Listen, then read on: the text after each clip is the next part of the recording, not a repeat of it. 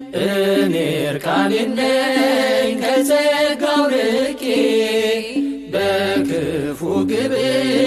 ባጢአት ወድቄ ማርያም አንቺ ነሽ የሸማኔ ዕቃ ልጅሽ ልብስ ነው ለሁሌ የሚበቃ ልጅሽ ልብስ ነው ለሁሌ የሚበቃ አንቺ የወርቅ መቅጃ ነሽ እኔ የተጠማሁ ነኝ ልጅሽ የሕይወት ውሃ ከጥሜ የሚያረካኝ